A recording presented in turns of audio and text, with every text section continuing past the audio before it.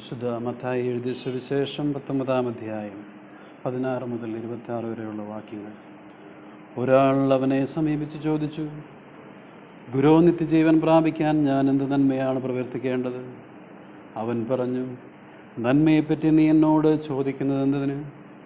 നല്ലവനൊരുവൻ മാത്രം ജീവനിൽ പ്രവേശിക്കാൻ അഭിലഷിക്കുന്നെങ്കിൽ പ്രമാണങ്ങൾ അനുസരിക്കുക. അവൻ ചോദിച്ചു, ഏതെല്ലാം?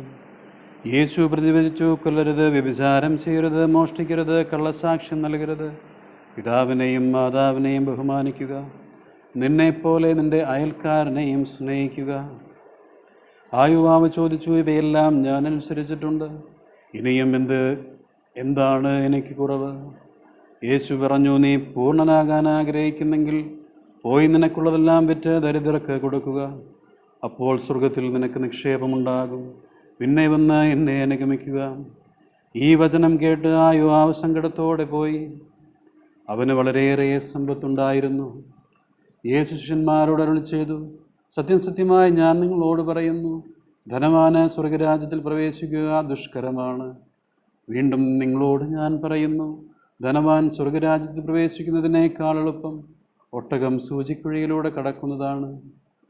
ശിഷ്യന്മാർ ഇത് കേട്ട് വിസ്മയഭരിതരായവനോട് ചോദിച്ചു, അങ്ങനെയെങ്കിൽ രക്ഷപ്പെടാൻ ആർക്ക് സാധിക്കും?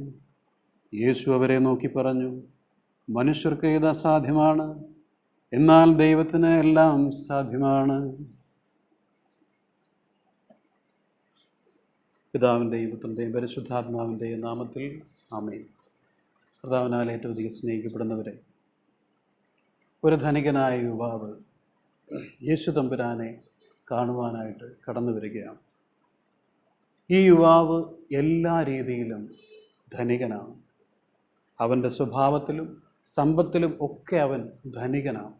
കാരണം ഈ യുവാവിൻ്റെ ഏറ്റവും വലിയ പ്ലസ് പോയിൻ്റ് എന്ന് പറയുന്നത്, ഇവൻ ഒരു അന്വേഷണത്തിലാണ്. അത് എങ്ങനെ മോശമാകാമെന്നുള്ളൊരു അന്വേഷണത്തിലല്ല, വീണ്ടും വീണ്ടും എങ്ങനെ കൂടുതൽ നന്നാകാം, കൂടുതൽ മെച്ചപ്പെട്ട അവസ്ഥയിലേക്ക് കടന്നു ചെല്ലാം എന്നുള്ളൊരു ചിന്തയിലാണ് യേശു തമ്പുരാനെ കാണാനായിട്ട് ഈ യുവാവ് കടന്നു വരുന്നത്. യേശു തമ്പുരാൻ്റെ മുന്നിൽ വന്നിട്ട് ചോദിക്കുന്ന കാര്യങ്ങൾക്കൊക്കെ ഈ യുവാവിനൊരു വ്യക്തതയുണ്ട്. കാരണം അദ്ദേഹത്തിന് അറിയാം, എല്ലാത്തിൻ്റെ കണ്ടീഷൻസൊക്കെ അദ്ദേഹത്തിന് അറിയാം. നന്മ ചെയ്യണമെന്നറിയാം, നിത്യജീവൻ പ്രാപിക്കണമെങ്കിൽ നന്മ ഉണ്ടായിരിക്കണമെന്നറിയാം. പക്ഷേ ഏത് നന്മ, എന്ത് നന്മ, അദ്ദേഹത്തിനൊരു അറിവുണ്ട്, പക്ഷേ തിരിച്ചറിവില്ല. ആ തിരിച്ചറിവിന് വേണ്ടിയാണ് ഈ യുവാവ് യേശു തമ്പുരാനെ കാണാനായിട്ട് കടന്നു വരുന്നത്. പണ്ട് വായിച്ച് കേട്ട ഒരു കഥ ഓർമ്മ വരുന്നുണ്ട്. ഒരിക്കലൊരു രാജാവ് റോഡിന് നടുവിലേക്ക് ഒരു വലിയ കല്ലുരുട്ടി വെച്ച് അവിടെ മാറിയിരുന്നു. ആരാണ് ആദ്യം ആ കല്ലെടുത്ത് മാറ്റുക എന്നറിയാൻ വേണ്ടി പലരും ആ വഴി കടന്നു വന്നു. പ്രമുഖരായ പലരും അതിലെ കടന്നു വന്നു, നാട്ടുകാർ കടന്നു വന്നു, പലരും കടന്നു വന്നു. പക്ഷേ ആരും അതെടുത്ത് മാറ്റിയില്ല. അവസാനം ഒരു കർഷകനാണ് ഈ കല്ലെടുത്ത് മാറ്റുന്നത്. അദ്ദേഹം ആ കല്ലുരുട്ടി മാറ്റുന്ന സമയത്ത് അതിന് താഴെ ഒരു സ്വർണ്ണ കിഴി കണ്ടു. അതിൽ രാജാവ് നിക്ഷേപിച്ചിരുന്ന സ്വർണ്ണം ഉണ്ടായിരുന്നു. ഈ മനുഷ്യൻ, ഈ കർഷകനെടുത്ത് ഈ കല്ലെടുത്ത് മാറ്റുന്നതോടുകൂടി രാജാവ് കടന്നു വന്നു, അദ്ദേഹത്തെ കണ്ടു, കൊട്ടാരത്തിലേക്ക് ക്ഷണിച്ചു കൊണ്ടുപോയി കൊട്ടാരത്തിലൊരു ജോലിയൊക്കെ നൽകിയെന്ന് പറഞ്ഞ് ഒരു കഥ വായിച്ചു കേട്ടായിട്ട് ഓർക്കുന്നുണ്ട്. സ്നേഹമുള്ളവരെ, അതിലെ കടന്നുപോയ പ്രമുഖരായ മനുഷ്യർക്കൊക്കെ അവർക്കൊക്കെ അറിവുണ്ട്, പക്ഷെ തിരിച്ചറിവില്ല.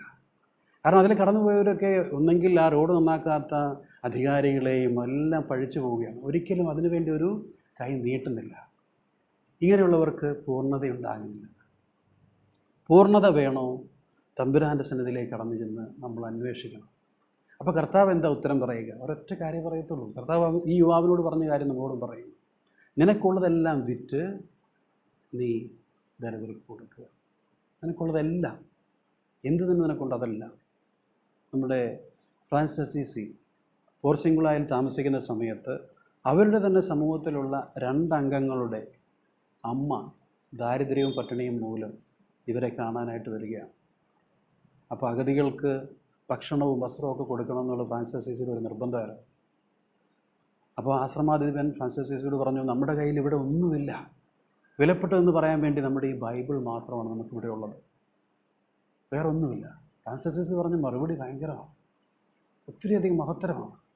എങ്കിൽ ആ ബൈബിൾ ആ അമ്മയ്ക്ക് കൊടുക്കുക. ആ അമ്മ ആ ബൈബിൾ വിറ്റ് അമ്മ എന്തെങ്കിലും വാങ്ങി കഴിക്കട്ടെ. സ്നേഹമുള്ളവരെ, ബൈബിൾ സുവിശേഷം ആകാൻ വേണ്ടി സുവിശേഷം കൊടുക്കുന്ന ഫ്രാൻസിസ് അസീസി എല്ലാം വിട്ടുകൊടുക്കുകയാണ്. സ്നേഹമുള്ളവർ, നമുക്കറിയാം ബൈബിൾ വായിക്കുന്നവരാരും വിശുദ്ധരാകുന്നില്ല. ബൈബിൾ ജീവിക്കുന്നവരാണ് വിശുദ്ധരാകുന്നതല്ലേ? ബൈബിൾ ജീവിക്കുന്നവരാണ്. ഇത് നോമ്പുകാലമാണല്ലേ? നമ്മൾ നോമ്പുകാലത്തിലേക്ക് കടന്നു വന്നു. നമുക്കറിയാം വലിയ വലിയ കാര്യങ്ങൾ നമ്മൾ ചെയ്യുന്നതിനെപ്പറ്റി ചിന്തിക്കുന്നതിലുപരി ചെറിയ കാര്യങ്ങളിൽ ശ്രദ്ധിക്കുന്നവനാണ് നമ്മുടെ കർത്താവ്. ഈ നോമ്പ് കാലത്ത് നമുക്ക് എന്ത് ചെയ്യാൻ പറ്റും? കർത്താവ് പറയുന്ന പോലെ നമ്മുടെ കിടപ്പാട് നമ്മൾ വിറ്റ് മറ്റുള്ളവർക്ക് കൊടുക്കണോ? കൊടുക്കാൻ പറ്റുകയും ചെയ്യണം. ഇനി അതല്ല, നമുക്ക് സൗജന്യമായിട്ട് ചെയ്യാൻ പറ്റുന്ന ഒത്തിരി കാര്യങ്ങളുണ്ട് അല്ലേ? ഈ ലോകത്ത് നമുക്ക് വളരെ സൗജന്യമായിട്ട് നമുക്ക് മറ്റുള്ളവർക്ക് കൊടുക്കാൻ പറ്റുന്ന വലിയ നന്മകളുണ്ട്. നമ്മുടെ എല്ലാമായിട്ട് നമുക്ക് കൊടുക്കാൻ പറ്റുന്ന സംഭവങ്ങളുണ്ട്. എന്താണ്? നമ്മുടെ ഒരു നല്ല വാക്ക് വളരെ സൗജന്യമായിട്ട് നമുക്ക് മറ്റുള്ളവർക്ക് കൊടുക്കാൻ പറ്റുന്നതാണ്. അത് അവരിലുണ്ടാക്കുന്ന വലിയ മാറ്റമുണ്ടാകും. നമ്മുടെ നല്ലൊരു നോട്ടം കർത്താവിനെ മറ്റുള്ളവരെ കർത്താവിലേക്ക് ആകർഷിച്ച കർത്താവിൻ്റെ ഏറ്റവും വലിയ പ്രത്യേകത എന്തായിരുന്നു? ആ കരുണയുള്ള നോട്ടമാണ്.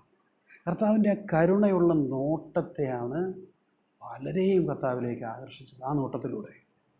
ആ നോട്ടത്തിലൂടെ പത്രോസ്ലീഹ മനസ്സ് മാറി ഉള്ളുന്നത് കരയുന്നത് നമുക്കറിയാം. അപ്പം അത്രയും അധികം വ്യത്യാസമുള്ളൊരു നോട്ടം, നമുക്ക് നല്ലൊരു നോട്ടം നോക്കാൻ പറ്റും അല്ലേ?